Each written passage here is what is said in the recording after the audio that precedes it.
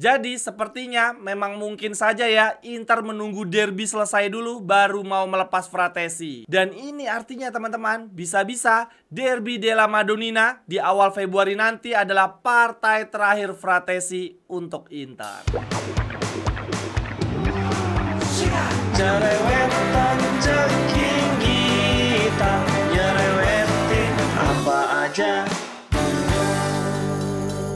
Teman-teman yang sedang kalian saksikan saat ini adalah Cerewetin Inter. Apa kabar teman-teman semua? Semoga dalam keadaan sehat, selamat berakhir pekan.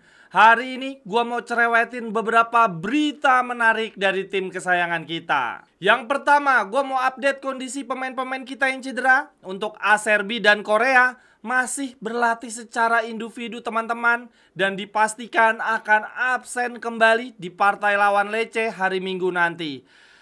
Kasihan amat ini Acerbi emang udah tua ya. Sudah kembali berlatih sejak lama, tetapi kondisinya masih belum prima untuk tampil di pertandingan resmi. Kemudian untuk Korea, ya ampun, tipikal sebetulnya ya, nggak kaget lagi. Tampil bagus di 1-2 pertandingan, lalu kemudian menghilang 2-3 bulan gara-gara cedera. Makanya teman-teman, gak heran tidak ada tim di luar sana yang mau merogoh kocek dalam-dalam untuk menebus Korea. Lalu kemudian pemain lainnya, ini kabar baik, Jan Bisek sudah berlatih bersama tim teman-teman. Ada peluang dia dipanggil di partai lawan Lecce, tetapi mungkin tidak dimainkan. Kalaupun dimainkan mungkin di 5-10 menit terakhir. Ya lumayan lah ya, bisa untuk rotasi Pavard, jadi Pavard punya waktu untuk istirahat. Lalu kemudian pemain lainnya, regista terbaik kita Hakan Calhanoglu diprediksi sudah bisa kembali tampil di partai lawan Monaco.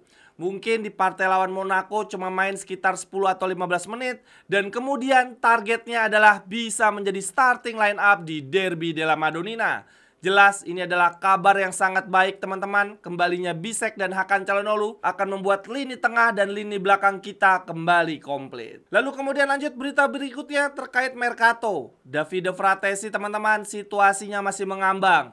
Inter masih kekeh ya, bersikeras tidak mau menurunkan angka di bawah 40 juta dan tidak mau juga disertakan pemain lain. Inter tidak mau ada paket tuker tambah. Dan selain itu, Sky Sport mengatakan di sini teman-teman bahwa Inter tidak ingin ada kegaduhan dan repot mencari pengganti Fratesi di tengah padatnya jadwal di bulan Januari ini. Tenaga dan fokus Fratesi dibutuhkan di tengahnya jadwal padat. Sehingga ini Sky Sport menegaskan teman-teman bahwa Inter mungkin baru bersedia melepas Fratesi di detik-detik terakhir bursa transfer. Sementara itu, dari sisi Roma, tim yang paling berminat saat ini ya merekrut Fratesi, juga memiliki pemahaman yang sama teman-teman. Roma juga tidak ingin tergesa-gesa dalam proses negosiasi, karena mereka yakin cepat atau lambat Inter akan menurunkan harga dan melepas Fratesi. Kabar terakhir dari Gazeta teman-teman, Roma baru saja mengajukan penawaran yang baru ya untuk Fratesi, dengan menyertakan wingback muda Polandia Zalewski dalam kesepakatan. Nah ini sebagai informasi aja teman-teman, bursa transfer Serie A akan ditutup di hari Senin 3 Februari ya waktu setempat, tepat setelah pertandingan derby. Jadwal derby di 2 Februari. Jadi sepertinya memang mungkin saja ya Inter menunggu derby selesai dulu baru mau melepas Fratesi. Dan ini artinya teman-teman, bisa-bisa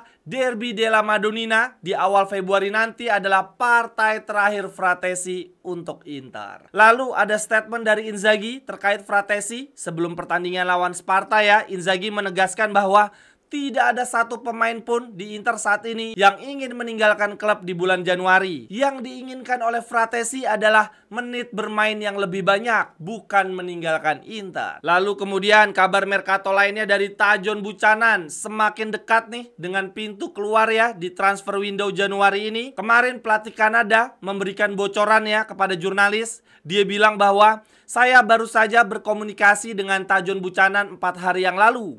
Dan dia mengatakan ingin pergi dari Inter dengan status pinjaman di Januari ini untuk menambah menit bermain. Dan dari sisi pelatih Kanada sendiri menyambut baik ide ini ya, karena dia merasa bahwa Tajon baru sembuh dari cedera parah ya, dari cedera panjang, sehingga sangat membutuhkan menit bermain agar sentuhannya kembali. Sejauh ini ada 2 klub yang berminat merekrut Tajon Buchanan di bulan Januari. Untuk di Serie A ada Torino, kemudian di luar Italia ada Ajax Amsterdam.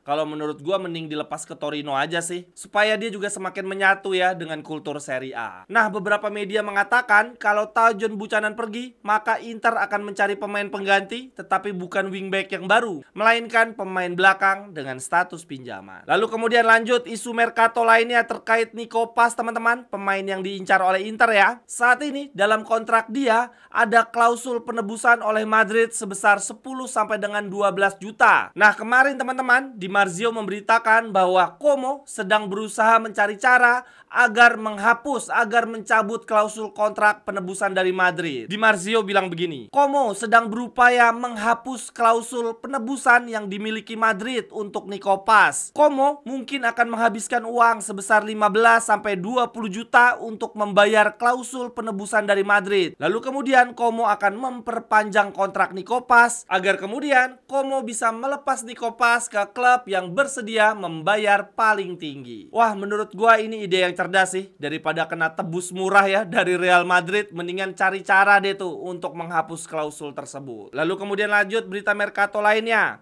Pemain muda Argentina kita, pemain belakang Thomas Palacios dikabarkan diminati oleh Monza, peminjaman sampai dengan akhir musim.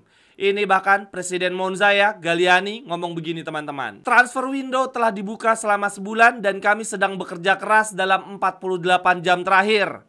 Ada diskusi dengan Inter terkait Palacios, tetapi saat ini hanya sebatas pembicaraan informal. Lalu kemudian lanjut berita yang berikutnya lagi teman-teman. Ini ada data fakta menarik ya, bahwa Inter menjadi tim dengan rata-rata poin Liga Lokal dan Liga Champion terbaik kedua dibandingkan tim-tim lainnya, yaitu dengan rata-rata 2,33. Untuk yang di peringkat 1 ada Liverpool ya teman-teman. Poin kombinasi mereka antara di IPL dan Liga Champion mencapai 2,54. Lalu kemudian di bawahnya Inter ada Munchen dan Paris Saint-Germain. Nah, dari data ini kita bisa mengambil kesimpulan bahwa Inter bermain konsisten ya, berada di level tertinggi baik di Serie A maupun di Liga Champion. Nah, dari sini bisa dilihat teman-teman bahwa tidak semua tim bisa konsisten antara di Liga lokal maupun di Liga Champion. Ada tim yang poinnya sangat bagus ya, dari sisi klasemen sangat tinggi di Liga lokal, tetapi begitu masuk Liga Champion anjlok banget seperti Manchester City. Atau ada juga sebaliknya, tim yang di Liga lokal sedang terseok-seok ada di papan tengah, tetapi di Liga Champion justru tampil bagus. Nah, dalam hal ini Inter konsisten ya, bagus di Eropa dan juga di Italia. Bagi teman-teman yang ingin mengajak kerjasama bisnis atau membeli jersey serta merchandise lainnya, silakan hubungi nomor gua yang ada di kolom deskripsi. Lalu kemudian lanjut berita berikutnya lagi teman-teman. Silakan lihat pada layar ya. Ini ada media yang memberikan simulasi untuk klasemen akhir Liga Champion dan siapa yang akan mereka hadapi di babak knockout 16 besar. Nah, apabila di klasemen akhir nanti di matchday ke-8 situasinya tidak berubah, yaitu Inter tetap ada di peringkat 4, maka di babak 16 besar nanti calon lawan Inter adalah pemenang partai Sporting lawan Paris Saint-Germain atau pemenang antara Madrid dan Juventus. Wah, ini terhitung berat teman-teman. Bahkan kalaupun Inter di matchday ke-8 nanti naik satu peringkat, ada di level 3 ya, menyingkirkan Arsenal, maka lawannya Inter pun sama saja, pemenang antara Sporting PSG dan juga Madrid melawan Juve. Kenapa gue bilang berat? Karena apabila gue coba bandingkan dengan tim peringkat 5 dan 6, dalam hal ini Milan dan Atletico teman-teman, calon lawan mereka di babak 16 besar adalah PSV City dan Lille Dortmund. Menurut gua, 4 tim ini lebih mending dibandingkan 4 tim yang akan dihadapi oleh Inter. Dan bahkan yang lebih menyebalkan lagi, kita lihat calon lawan tim peringkat 7 dan 8 ya. Dalam hal ini adalah Leverkusen dan Aston Villa. Calon lawan mereka di babak 16 besar adalah pemenang Brugge lawan Stuttgart dan Atalanta melawan Munchen. Lagi-lagi menurut gua ini lebih mending dibandingkan calon lawannya Inter. Lalu kemudian calon lawan tim peringkat 1 dan 2 Liverpool dan Barcelona juga lebih mending teman-teman. Calon lawan mereka di babak 16 besar adalah Monaco Celtic dan Feyenoord Brest. Nah, dengan demikian teman-teman, kok gue jadi mikir ya, di matchday ke-8 nanti, di klasemen akhir nanti, antara naik ya ke peringkat 2 atau turun sekalian antara peringkat 6 sampai 8. Nah, ini kalau gue lihat-lihat, kita punya potensi juga teman-teman naik ke peringkat 2 ya, menyalip Barcelona.